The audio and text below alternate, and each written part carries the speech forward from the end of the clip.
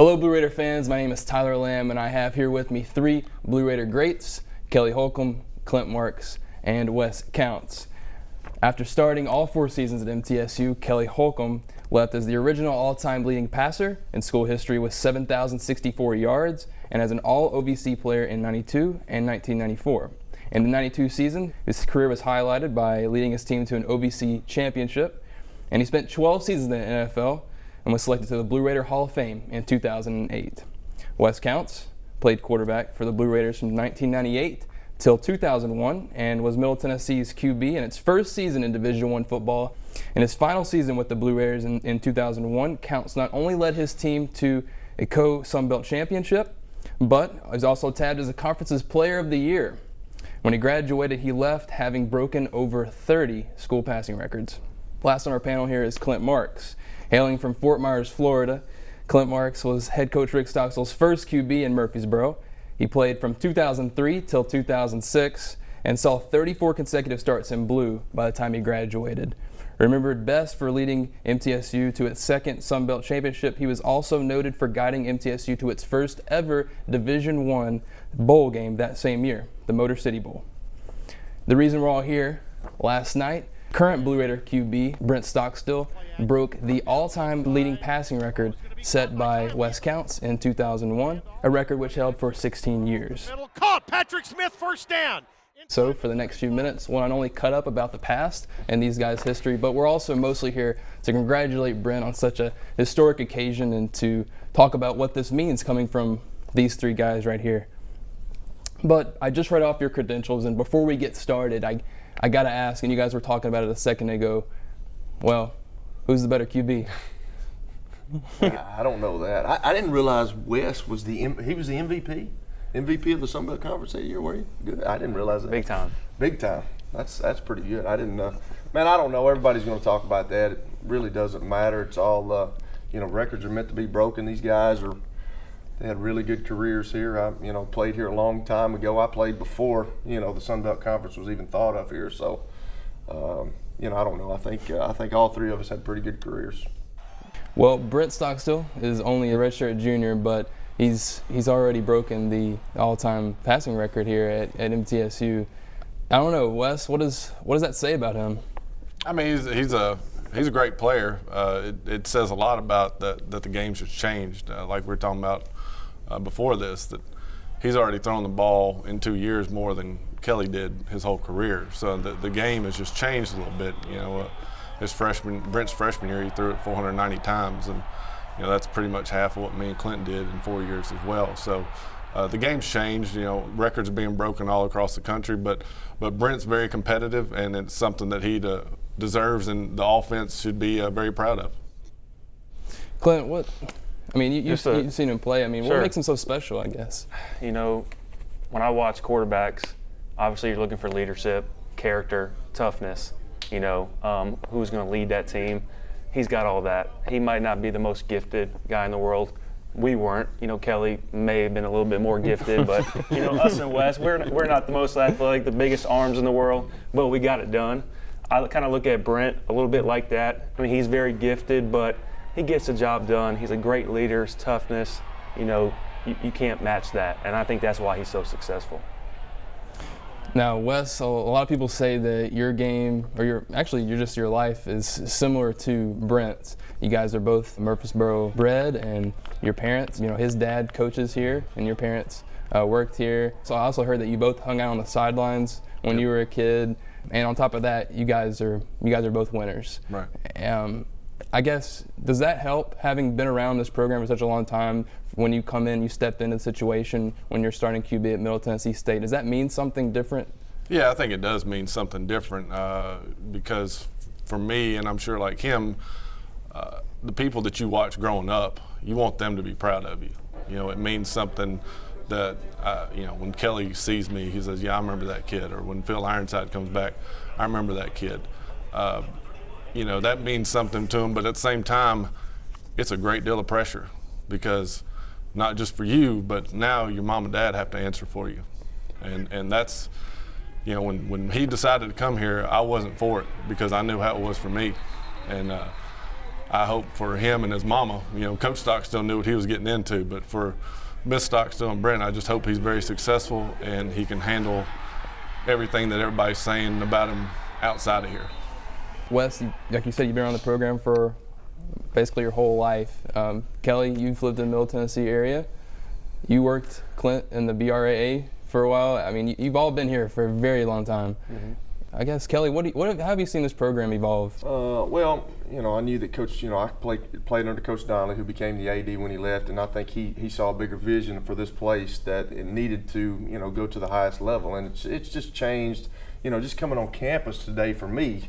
They said the MassCom building. I wasn't sure where the MassCom building was, and then, now it's the John Bragg Media and Entertainment building. So I had to call and make sure I was at the right place. But it's just changed, not only with that, but it's a Division I program now. I was 1AA when I played in the OVC, and the players have changed. They've gotten bigger. They've gotten faster. The game has changed, like Wes was talking about. They throw the ball more. I mean, I can remember playing Morehead State one time, and I threw the ball literally 5 times. So it's just totally changed. But that's the way it is. I think, just going on what Clint said about Brent. What you look for in a quarterback is a leader, and I think that's what he is. I think he's mentally tough. I think he leads those guys. You got to have somebody in the huddle that's able to lead those guys, and might not be the most athletic guy in the world, but I can remember Coach Robbins always telling us that to be a quarterback, you don't. Sometimes nowadays people are too athletic to play the quarterback position because they rely on their, trying to run around and trying to make plays. Where I think all 3 of us understood the game, and we had to stay in the pocket and figure out who the mic was, figure out who our hots were. Things like that. So it's evolved, it's changed, but football's still football, and I know that they run a spread offense, but I get so irritated nowadays because they try to and they're doing a lot of things with rule changes now, but football's still football. You still got to block, you still got to tackle, you still can't turn the football over, and as much as it has evolved, it still comes down to those 3 basic things. Clint, I was talking to an alum back at Fan Day. He said that, now when he's traveling and stuff, and he says, people ask him where he went to school. He says MTSU, and you don't have to explain anymore at Middle Tennessee State. People, if you're a sports fan, you know who MTSU is. Would you say that's pretty accurate? Yeah, I think so. When we go on vacations, family trips, I'm always bringing an MT polo or an MT shirt or hat that I'm wearing. Someone usually always comes up to me, hey, MT, whether that's because of the football or our basketball program's done so well recently with some big wins. A whole lot more known now than we were, and that's a great thing. It's a great thing for the school, the program. As long as we keep going in the right direction, we're going to have a lot of great success in the future. Wes, any comments on just how, you've seen this program from when you were a kid. What does this look like to you now? It's changed a lot. Just like Kelly said, just being on campus, all the different buildings and all the different roads and sidewalks that weren't here 20 years ago. Then if football can piggyback on the success that basketball's had and keep that momentum going, that's the thing. You can't have a program do good and then everybody else not. You've got to have a momentum, keep going with the program, and if everybody keep doing that, this place has got a lot coming. Now, Kelly, you touched on it just a moment ago, but this program is not the only thing that's evolved, and that's the game of football itself. And I have the statistic here. It's in your career from 1991 to 1994, that's when you played here. You ran 1,074 plays. 1,074. Okay, right. That's why he's that ugly. Probably got hit a lot too. I didn't have a leather helmet though. We had regular helmets, right? In 2016, Brent Stockstill, because of his broken collarbone, mm-hmm. he only got to play 9.5 games. In those 9.5 games, I want you to see if you can guess how many plays he still ran. I wouldn't even have a guess. I would say be right 800-900. Yeah. Well, it's 459. Yeah. Okay. 459, which is nearly half of what you ran in your whole 4 years here. What's your thoughts on that? Well, I mean, we used to huddle all the time. Now they get up to the line of scrimmage and they run. Like the game has evolved. I mean, they throw a lot of, flare passes to the back and they block outside. There's not there's some running, but it's it's all option read, things like that now. I didn't have that. I just reversed out and handed the ball to Brigham Lyons or Kippy Bayless or Joe Campbell. We ran power, we ran ISO, we ran things like that. I don't even know if they run that anymore. So, it's just it's evolved so much in the passing game. I would have liked. Wes was telling me that in the James Madison game I threw the ball 40-something times. I had no clue about that, but I would have liked to have thrown the ball 50 or 60 times a game. I think that would have been pretty cool. But the game was not then. It was at that point. It wasn't like it is now. It's we were under center most of the time. There's guys going in the National Football League now that I heard a coach talking about. Chan Gailey was talking about that he never would have thought that in professional football he would have had to teach a kid how to take a snap under center, and that's happening now because guys are not taking snaps under center. They're from the shotgun from their high school career to their college career, and then they go into the pros, and you have to learn how to take a snap. And it's just evolved so much. Not just snaps; they can't call a play in a huddle. Well, that's true. I mean, they're used to just getting everything from the sideline and never having to talk to the guys. That is true. I mean, Coach Robbins taught us all how to, read coverage and understand things. And nowadays, they're telling guys, "Hey, I want you to throw the ball here. I want you to throw the ball there." It's just it's evolved so much. So, I mean, it sounds like the speed of the game and just the overall difference is it just leads to more production for a quarterback. I'll say this because I know where this is going. Yes, the game has changed. I threw it more than him. But, he'll make those excuses. That's fine. I can still throw it better. He might be able to. I don't know. Maybe. We do need to have a contest. I mean, let's just. And I would if we win. want to have some Clint, fun, I'd win. Let's do a QB challenge. Make a little fundraiser. It's a good idea. All right. But seriously, let's not take away from Brent. The game has changed. He is running more plays, throwing it more. He's a heck of a player at the end of the day. So let's not make it sound like he just broke this record because he threw it more. Yeah, that helps, but he's a heck of a quarterback. Sure. Yeah. That's a good point. That is a great point, and he's absolutely right. He's that's what you need. You need a guy like Brent Stockstill, and that's it's fortunate that he's at Middle Tennessee. And he's fun to watch. I mean, and I don't know about these guys, but there's so many players right now that they're doing it because they're good at it. It's not because they love it, not because they're competitive. Brent, I think one of his best games was Missouri last year.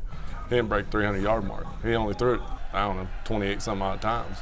But watching him compete in that game was a joy to watch. I mean, it was a lot of fun. I even told him that after he got hurt, that was the most fun I had watching him play all year because he just competes. And that exudes to everybody else.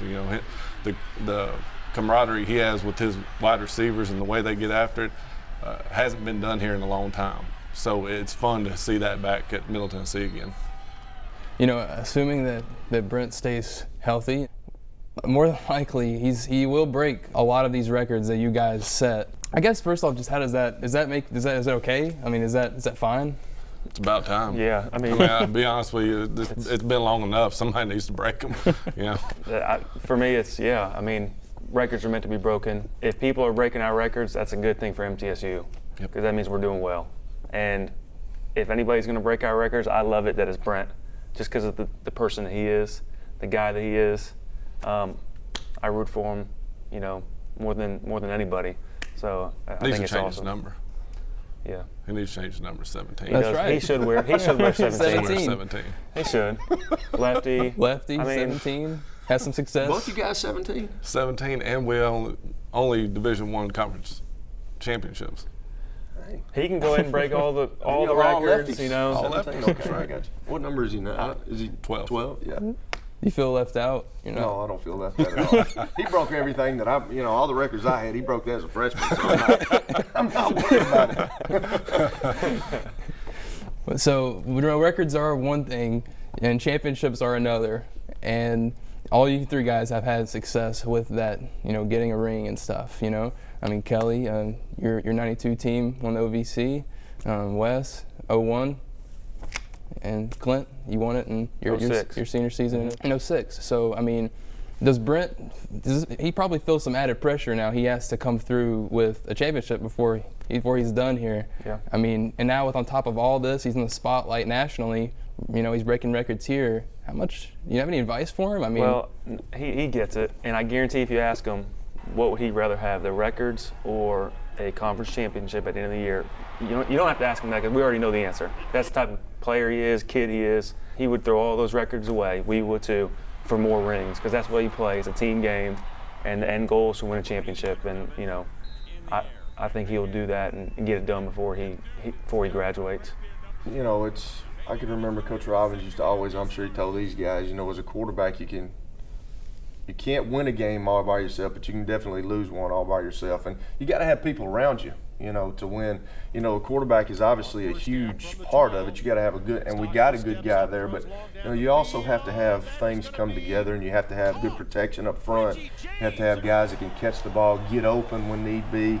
You have to have running backs block when they're in protection. So there's a lot of variables that go into that, and I think Clint is right. I think that he would rather have a championship than all these records. But I certainly want, you know, I'm a Blue Raider through and through, and you know, that's really what you look at. I mean, that's what people remember as championships, and you know, I'm pulling for them. Absolutely.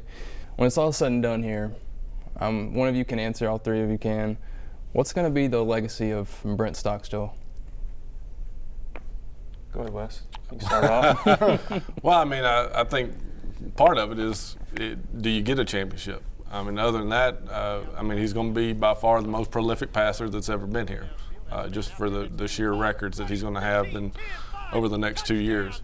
But the key, and you know, I don't know if it was around when you were here, Clint, but there was always a sign on the weight room door. How do you want to be remembered? And as a quarterback, it's about a championship. Did you get a ring? If he gets that, then he's going to be probably the best that's ever been here. When I talk about Brent Stockstill to my friends and to people, I talk about when I bring my 9, now 10-year-old kid to summer football camp here, and you see Brent Stockstill out there with the kids every day, 95-degree heat, playing with these kids, coaching them during youth football camp. You don't see that very often. That's right. You don't see many other players out there. You know, that just talks to you about his character, the type of person he is. You know, and I think that's higher than his quarterback play. So that's what I'm going to remember, is a great player, but also, man, he does it the right way. Yeah, and you know, to you know, step on that. He's a good kid. I mean, I just think that's what he is. You know, everybody in our society today, sports is, you know, we've got ESPN and everything's showing 24/7, and everybody puts guys up on pedestals. But, you know, at the end of the day, it's really a game. We play a game, and we get to entertain people, and that's why we do it. We enjoy going out. I miss going out in front of all those people, but I think he's a better kid. I mean, I really do. I think he's a good guy. I think I'm going to remember him as being a competitor, being a leader. Yeah, the records are great, but, you know, I think that his daddy and his mama have raised a good son. Yeah. And I think that's what people are going to, you know, that's what I'm going to remember. I mean, the records, yeah, that's great. And, you know, one day he'll probably be in the Blue Raider Hall of Fame, which is where he should be. But, you know, I think that Coach Stockstill and his wife and his family have raised a good young man. And I think that's, you know, when at the end of the day, that's what it's about. Absolutely. Well, just being in here with you guys today, getting all three of you together and just being in this room, it's something special, and I really appreciate you guys doing this. From all of us here at MT Athletics, Kelly Holcomb, Clint Marx, and Wes Counts, I'm Tyler Lamb. Thanks for watching, and go Blue Raiders.